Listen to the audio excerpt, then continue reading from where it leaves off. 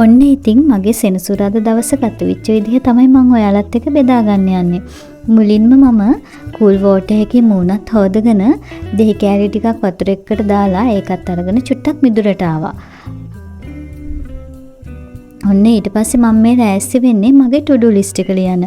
මම ටු-ඩු ලිස්ට් එක ලියන්න කලින් හැමදාම කරන දෙයක් තමයි මම මට ලැබිච්ච හැම දෙයකටම ස්තුතිවන්ත වෙලා මේ පොත් පිංචි පොඩ්ඩක් ලියනවා. ඔන්න ඉතින් ඒකත් ඉවර වෙලා මං අද කරන්න ඕන මොනවද කියලා ටිකක් තියාගෙන මම ගියා අස් කරන්න. ඉතින් මට අද දවසේම තියෙන්නේ අස් කිරිල්ලක්. මොකද මං ගිය දවස් ටිකේම පොඩ්ඩක් බිසී වෙලා හිටපු නිසා මට මුකුත්ම කරන්න බැරි වුණා. බලන්නකෝ ගෙදර හැටි. හැම දෙයක්ම අපිලිවෙලයි. ඒ නිසා මට පොඩ්ඩක් මේ දවස්වල තරහක් යනවා. මොකද පිළිවෙලක් නැහැනේ. ඉතින් මට ඔය ඔක්කොම පිළිවෙලට ලස්සනට හදා ගන්න ඕන. ඔය බලන්නකො මගේ අල්මාරියේ හැටි. රෙදි ඇදලා දාලා කිසිම පිළිවෙලක් නැහැ. මම කවදාවත් මෙහෙම ඉන්න කැමති නැහැ. ඉතින් මට මේ ඔක්කොම නීට් එකට හදා ගන්න ඕන.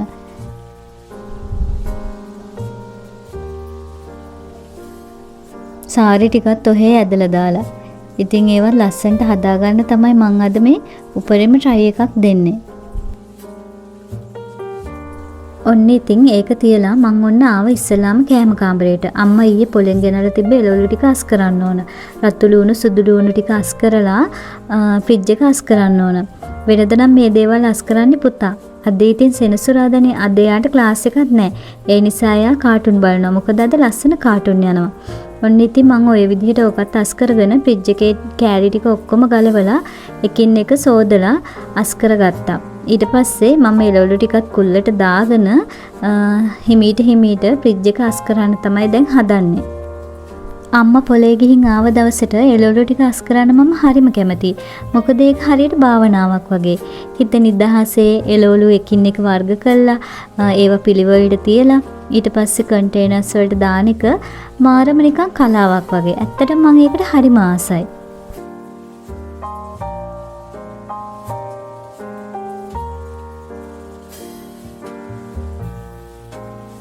ඔන්න ඉතින් ෆ්‍රිජ් එක ඔක්කොම හොදලා කෑලි ටිකත් ආපහු සෙට් කරලා එළවලු ටික දාගන්න තමයි මේ හදන්නේ. මට ඉතින් තව අස් කරන්න නම් ගොඩක් දේවල් තියෙනවා. හැබැයි ඉතින් එකින් එක එපැයි අස් කරන්න. ඔන්න ඊට පස්සේ මම ෆ්‍රිජ් එක අස් කරගෙන ඉවර වෙලා මේ කෑම කාමරෙත් චුට්ටක් අස් කරගත්තා. ඔන්න බලන්නකෝ අවසානයේ කෑම කාමරේ මම ওই විදිහට හදාගත්තා. අපිට තියෙන පුංචි දේවල් වලින් අපි ලස්සන කරගන්න දැනගන්න ඕන. මහා ලොකු දේවල් ඕන නෑ. පිළිවෙලට ඉන්න නම් පොඩි දේවල් ඇති. ඔන්න ඉතින් මම ඊළඟට ආවේ සාලෙට. සාලේ අස් කරද්දි නම් මම මගේ පුතාගෙන් උදව් ගත්තා. එයාට කියලා දොර ජනෙල් රෙදි ටික ගලව ගත්තා. එයාලා නැත්තම් හැමතිස්සෙම ටීවී, ෆෝන්, පොත්වල වැඩ වගේ දේවල් එක්කම ඉන්නේ. මේ වගේ දේවල් වලට උදව් කරගන්න එක එයාලගේ මනසටත් හොඳයි. අනිත් එක එයාලත් හරිම ආසයි මේ වගේ පුංචි උදව් අම්මලා තාත්තලාට කරන්න. ඉතින් ඔයාලත් මතක තියාගන්න ඔයාලා මේ වගේ ආස් කරන දේවල් වලදී ඔයාලගේ පුංචි පුතා දුව මේ වලට උදව් කරගන්න. මොකද ඒගොල්ලෝ හරිම ආසාවෙන් තමයි මේ දේවල් කරන්නේ.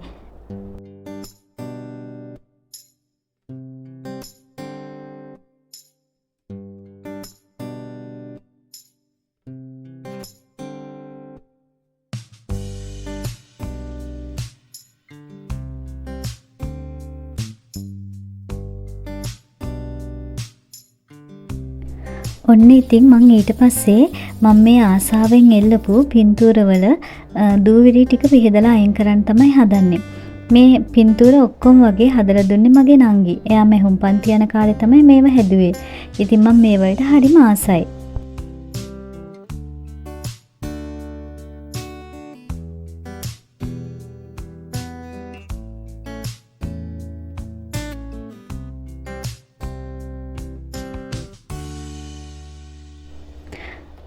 ඊට පස්සේ මම ආවා ටීවී ස්ටෑන්ඩ් එක හස් කරන්න. මේකේ ගොඩක් ටෙඩියෝ අර මේව තියලා තියෙන පුංචි සුකුරුත්තන් ටිකක්. ඒව ඔක්කොම ඉතින් අයින් කරලා එතන තියෙන දූවිලි ඔක්කොම පිහදාලා ටිකක් පිළිවෙල කරගන්න තමයි මට ඕමනා වුනේ. අනිත් එක උතරම තියෙනවා අපේ පහන. පහන ගාවත් මට ටික දවසකින් අස් කරන්න බැරි වුණා. ඉතින් පහනත් පිළිවෙලට අස් කරන්න ඕන. මොකද අපි බුදුන් වඳින තැනනේ. එතනත් ඉතින් පුළුවන් විදිහට අපිට තියෙන විදිහට ලස්සන කරගන්න ඕන. අපි ජීවත් වෙද්දී අපේ ජීවිතේ හීන තියෙනවා. ඒ හීන එක අපි ලස්සන්ට අපේ ටාගට්ස් හදා ගන්නවා. ඉතින් ඒ ටාගට්ස් වලට යන්න නම් අපි මහන්සි වෙනවා.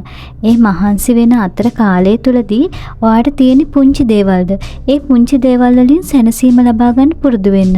මොකද එතකොට අපිට කිසිම ගැටලුවක් වෙන්නේ නැහැ. හිතටත් නිදහස්, අපේ වැඩ ටිකත් වෙනවා, අපේ ටාගට්ස් වලටත් යනවා. ඉතින් ඒ විදිහට හීන දකින්න පුරුදු වෙන්න ඕන.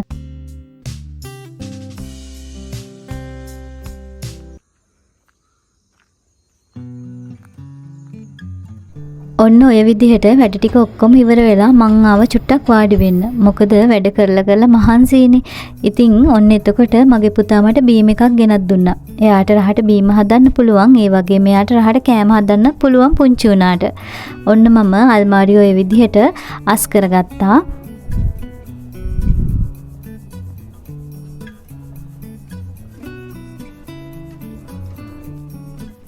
ඊට පස්සේ මම මේ පෙට්ටිවල තමයි මගේ පුතාගේ යුනිෆෝම්, ටයි, ඒ වගේ දේවල් දාලා තියෙන්නේ. මොකද එතකොට පිළිවෙලට දාලා තියන්න පුළුවන්. ඉතින් උදේ දොර ජනෙල් රෙදි ටික ගැලෙවුවනේ.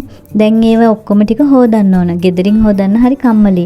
ඉතින් මමයි පුතයි එකතු වෙලා ගියා ගඟට. ගඟට යන්න චුට්ටක් දුරට යන්න ඕන. ඒ වුණාට ඉතින් අපි බයික් එකේ ගියා. මේ බලන්නකො පරිසරය වල හරිම ලස්සනයි.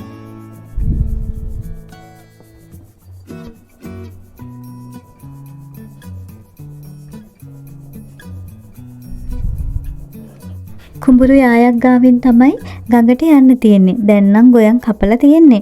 බලන්නකො පරිසරය හරිම ලස්සනයි. ඊළඟට නම් මේ වගේ ගොඩ ගහ ගන්න නැතුව අස් කරගන්නයි මට උනන් උවමනාව. ඔයාලා ඔයාලගේ ගෙවල් කොහොමද අස් කරන්නේ කියලා පහලින් කමෙන්ට් කරන් යන්න අමතක කරන්න එපා.